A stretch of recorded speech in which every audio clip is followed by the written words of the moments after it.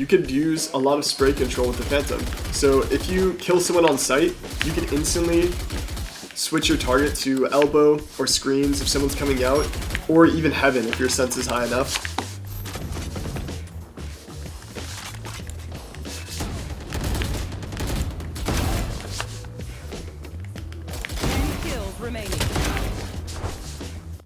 What's up everyone? I'm Poppin from Envy, and you're watching ZOWIE Esports Academy. In this episode, we're diving into new recoil changes and specific movement and firing techniques.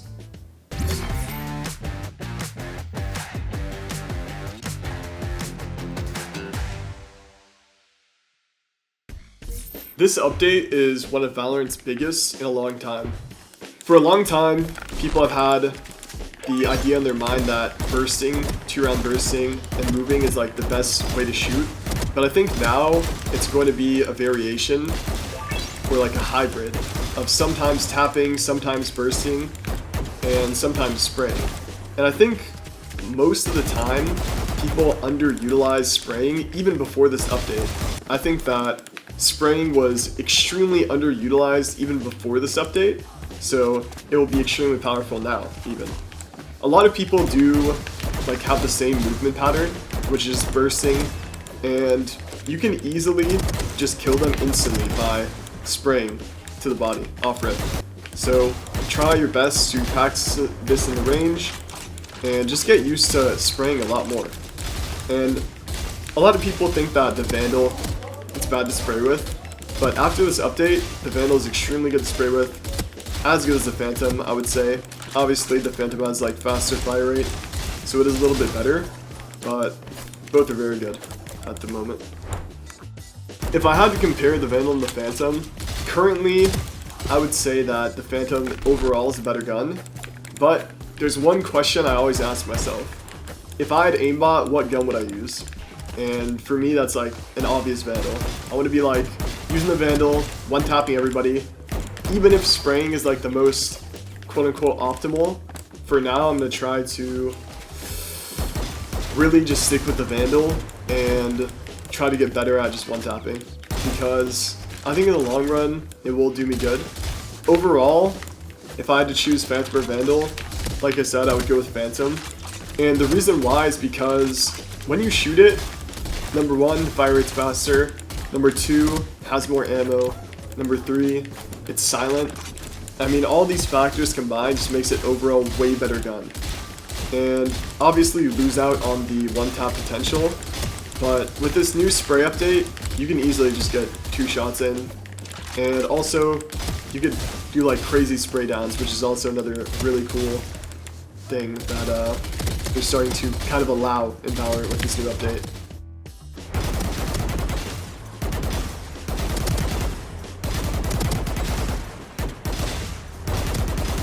Let's go over all the pros and cons of using the Phantom. When coming out onto a bomb site, you're gonna have to clear everything slowly. And the biggest advantage with the Phantom is, number one, you can spray smokes. So like, if the enemy puts a smoke here, you can spray very easily. They're not gonna be able to see you through the smoke or see your bullets through it. But also, one of the biggest advantages, which is just running gunning. If someone's hell and you don't want to like take a fair gunfight with them, you could easily just like instantly running gun and have a very high chance of killing them. Especially if they're like on the closer angle and have like a shotgun or something. You have a very high chance of killing them. And I would say another benefit of the Phantom is just allowing you to kill multiple enemies with spraying. As I brought up in the range, you could use a lot of spray control with the Phantom. So if you kill someone on sight, you can instantly switch your target to elbow or screens if someone's coming out, or even heaven if your sense is high enough.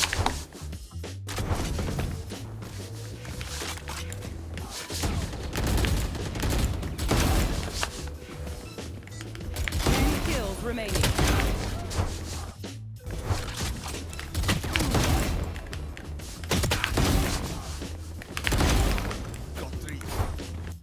So another great thing about the Phantom is you have the ability to pre-fire and just go around angles very slowly with the intent to kill. With the Vandal, you can't really crouch around a corner and have like 100% chance of killing. Like it will be high, but with the Phantom it's a lot better. So when it comes to like angles like U-Haul, I usually like to just crouch peek. And if anyone's on this corner and you're taking like an advantageous fight due to the fact that you're at a longer distance, then you can literally just like slow peek them and then instantly kill them with a spray or even like a pre-fire. If you know they're in the corner, it's very, very powerful. And especially when you're taking U-Haul, like just going slow and crouch peeking it is like extremely good on these specific angles. Once you get closer, it's more of like a jiggle fight. But even on a jiggle fight with the Phantom, if you're jiggling out the enemy and you see one, you can easily just like pre-fire them on their angle or even pre-fire the peak, which a lot of people do. Because like a lot of people have like, let's say a shotgun here. If someone has a shotgun here, you jiggle them out, they're likely just going to peek you and you can just pre-fire with the Phantom, which is a lot better than the Vandal at close ranges.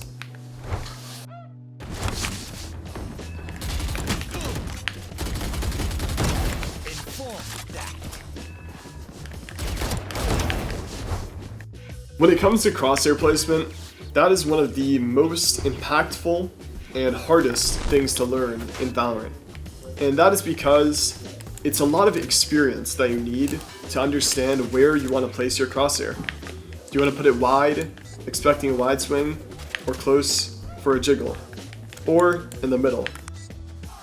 Sometimes it feels like there's no real correct answer and you're just guessing, which is kind of true. A lot of pros know the distance where they can easily kill an enemy based off the enemy peeking and their reaction time. They will find that perfect distance to where if an enemy peeks, swings wide, or jiggles, or gets close, they have an optimal chance of killing them. And like I said, it comes a lot from experience, but depending on the angle, you can get it like every single time, like a guarantee. A lot of people put their crosshair too close.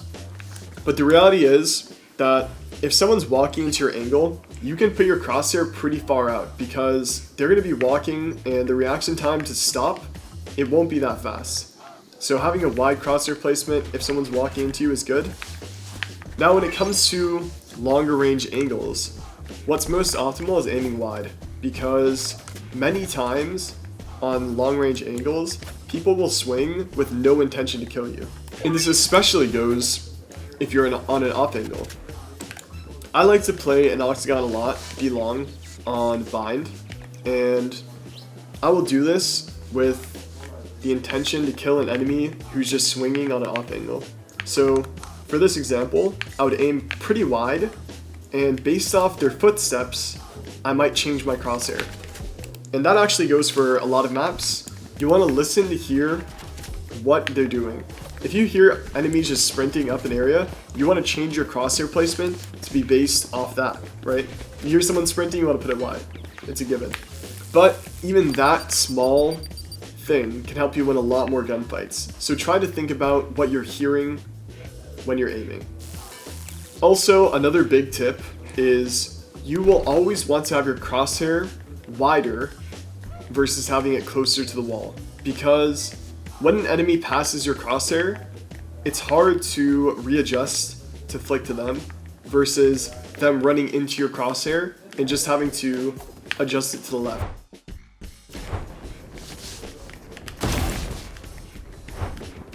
Utilizing cover in Valorant is extremely important, and it's one of the biggest things that you should learn. A lot of the time, you will be in scenarios where multiple enemies will be running at you, and you might try to peek one and you expose yourself to another one. So learning how to traverse around boxes, like I said, is extremely powerful. One mode where you can learn this a lot is in deathmatches. In deathmatch, you want to try to think of it as a 1v5. How would you position if 5 people were in the server and they could run at you? And for me, I'm just thinking about every single angle where I can get shot from. If I'm back sight, I'll be holding CT, then I'll be holding heaven, then if I hear one shower, I'll make sure my positioning is only to peek shower. is not to peek short.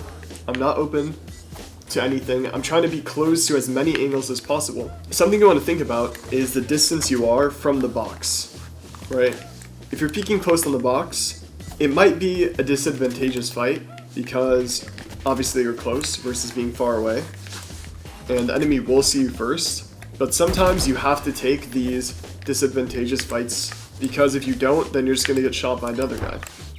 After this new update, I think a lot of people will have different opinions on how you should be shooting enemies. Some people will say burst, some people will say tap, some will say spray, but it's going to be a hybrid. The best players in the world will have a good hybrid, being able to do everything. Sometimes tap, sometimes spray, sometimes burst. And I think it's pretty simple concept. If it's a long range fight, obviously you would kind of want to tap or burst. If it's a closer range fight, spray for sure. And if it's like extremely long range, tapping is going to be the best. But all of these are like interchangeable. A medium to long range fight, you could easily spray someone down with this new update. Like look at this, 4 bullets. You're like literally shooting the same, almost the exact same spot. So I think even now, after the update, you could spray at any distance and it'd be pretty powerful. You just need to make sure that your first shot is landing on the enemy. Because in this game, the first shot matters the most. Thanks for tuning into ZOWIE Esports Academy. If you learned something new, hit that subscribe button. And let us know in the comments what our next video should be about.